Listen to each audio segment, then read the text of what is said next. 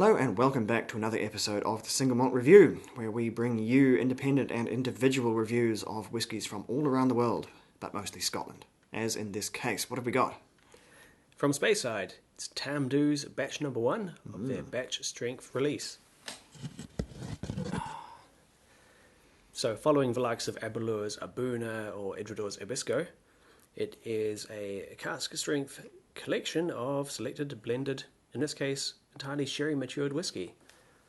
So no age statement, but a stonking 58.8% ABV. Yes, indeed. So certainly cask strength, and that would be what it would normally be called. Wasn't an Abuna or something like that. By calling it batch strength, they're being just slightly more specific because, of course, all of these releases are batches, though they are cask strength. None of them are from a single cask, unless specifically stated. So really they're being just slightly more honest than usual with this one, so we can applaud them for that. So what is it? Tamdhu, been closed for just a few years between 2009 and 2013 when it was sold to Ian MacLeod from the Edrington Group, its previous owners, who clearly did not love it enough to keep it going, and that's a mystery to me because I think Tamdhu is a fabulous wee distillery. Not that wee, actually. 4.5 million litres of production per year once it's in full production, which presumably it now is again. So they've got a wee 4-year blip in their production schedule, which is going to come and bite them in about 4 years' time. But right now, no worries. And so Tamdhu is very much a whiskey on the rise, and I think that's a very good thing because, as we're going to find out, this is a bit of a cracking whiskey we've got here. So, what do we have? Dave has already given you the strength, 58.8%, and that's a pretty good old healthy cask strength for what I suspect is a 10-year-old whiskey, which is about as old as it needs to be, and it's also as old as their age statement releases. Currently, Tamdhu by Tamdhu, all you can get is 10 years old, which is an interesting choice. But it's probably what you'd call a sustainable choice. It's something they can keep going in the future. And it's good whiskey too. They do a 10-year-old at 46%, and they do a... Deary me, Mingus. Good grief. Good grief. Off he goes. Nope. Moving right along. What was I saying? They also do a special release of... in this case, 100% first fill sherry matured whiskey. So same as this one, only this one is clearly not first fill because we can see through it. It's not the inky darkness of the first fill thing like an Abuna might be. But enough about that. What have we actually got in the whiskey? You'd think at nearly 60% it would be very spirituous with a really strong alcoholic burn on the sinuses, but in this case, no, it is a very heavy malty sweetness. It's really, really not. It's one of the smoothest noses I've ever gotten from a cask strength whiskey, no matter the age of it at all. This is smoother than some 20, some 30-year-old whiskies. It's a remarkably smooth, syrupy drop at full strength, at least as far as the palate is concerned. Now, their very good, very concise tasting notes tell us that we should be looking for red berries, sultanas, walnuts, with a few stone fruits. And that, I think, by and large, I get. They also say vanilla and, strangely enough, cookie dough. I'm not too well versed in cookie dough, but as a sort of maybe a slightly ice creamy, vanilla-y thing, which is what I imagine cookie dough tasting like, I can sort of get on board with that. It's certainly got vanilla. I can't quite get the walnuts myself at full strength. But there's a lot of sweet, biscuity and berry aromas there. I'm reminded of Weems's Red Berry Cream, which I believe was a Ben Nevis. It was, and that's a very good callback. That's a really, really similar whiskey, a really, really creamy, but as it implies, red berry involving dram, sort of red currant, a little bit of raspberry even, but very, very creamy variants of these things.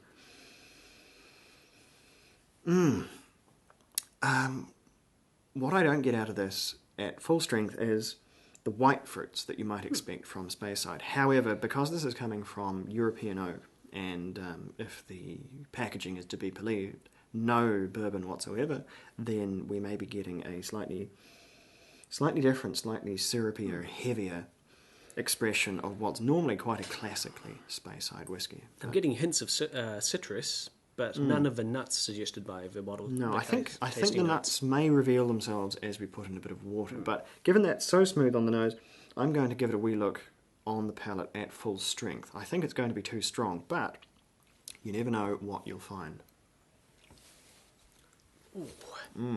That's a strong hit, but very drinkable too. Very fruity, very spicy. I'm thinking like an orange studded with cloves. Certainly orange zest. Tremendous orange zest coming out of that. It's just a hair too strong for me. It is quite smooth up front on the tip of the tongue. It's as it starts to develop and really heats up. Barrels of ginger. Quite remarkable there. No, ginger, orange, very, very zesty. I'm going to break that down to about 45, which is how I tend to drink my younger cask strength. Almost paradoxically, Whiskey. there's now a much stronger spirit nose to it. Despite Not the lower too strength. surprising. Until whiskies get quite old, adding the water will, and accentuating everything else, it will accentuate the youthful spirit. So that's why a lot of very young whiskey is better drunk at full strength, because you can get that new make twang off it if you put too much water in. I'm certainly not getting new make off this, but there is a certain youthfulness that's coming out as we put in. Do you think there are a as we few put in younger more water. casks in with the... I think there'll be whatever a else went into mix. it? Right. If they were, there'd be no reason at all not to give it an age statement if all of the casks were over 10 years old. So by that we can analyse it down and say then there's probably definitely some 8-year-old or 6-year-old whiskey in here. Whiskey suitably young that they didn't want to besmirch their packaging by putting an overly young age statement on it. And well, they might not.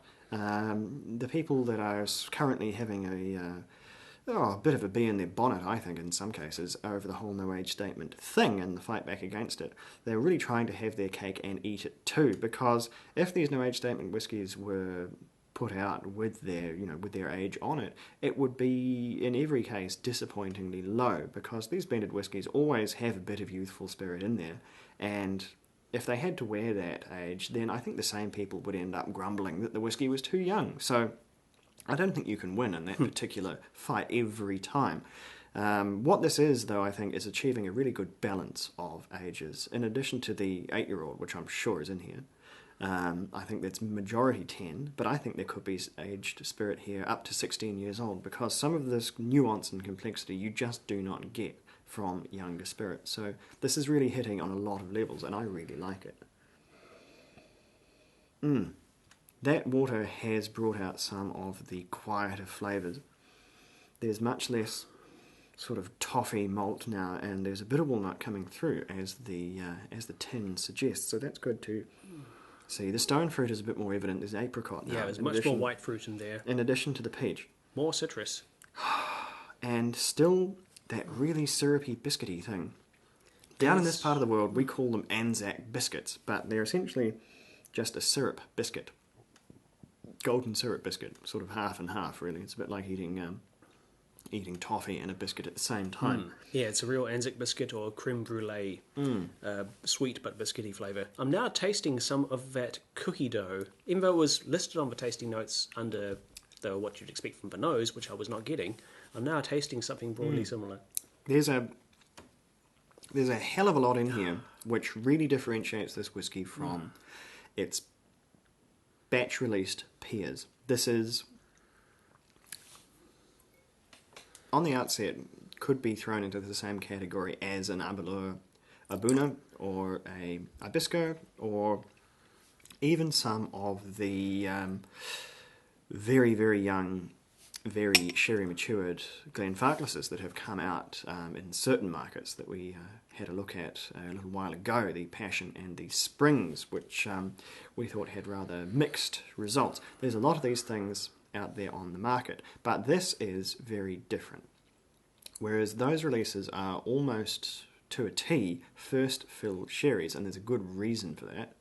This one is not. This one is, judging by the colour, which we know is real because it is uncoloured, it's a mix of second fill with maybe a little bit of third fill and first fill either side. But the body of the whiskey is good, seasoned second fill sherry casks, and that's when sherry casks produce their best whisky.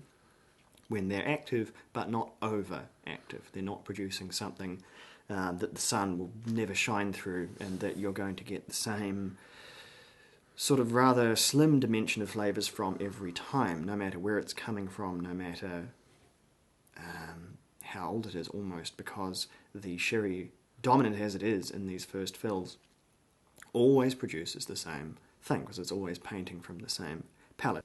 So we should probably give it some scores. What are you thinking? I'm thinking this is a really good showcase of what I like in the batched or blended cask strength whisky trend. That process lets distillers essentially endlessly innovate. They can recombine and reblend their same existing casks into all kinds of new and interesting forms. There can be a downside when you combine all those different whiskies together. You cloud things a bit. Things can get a bit befuddled, or the individual clear characters can be lost. This one balances between the two extremes really well. It has some core flavours, which are very strong, very clear, and very unique. There's a lot going on, but not so much that we lose sight of what's really important.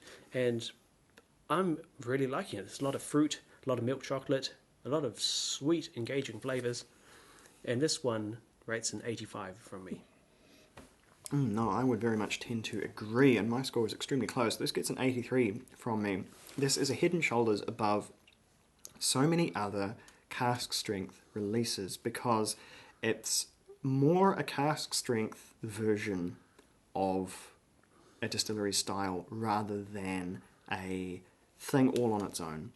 To compare it once again to Aberlour, it's bringing the same flavours, the same character, the same classic Tamdhu style that the Tamdhu 10-year-old would. It's just bringing more of it in the bottle. It's bringing more character, more whiskey, ultimately, because there's more in there, and it's not chill filtered, it's not coloured. It's a very true to style, and that makes it, I think, tremendously good value. It gets an 83 from me, which is a tremendously strong score for the position this occupies on the shelf, which is not particularly far up. You can pick one of these up for very little investment if you are after it, and I really would recommend it if you enjoy Tamdhu, or even just enjoy a good solid Speyside dram. It's really well worth having around the house. This is their first batch, so be Yes, curious to see where we go from here. This is batch number 1, and what I really, really hope is that batch number 2 will be saying very similar things about, and giving it very similar scores, or even better scores.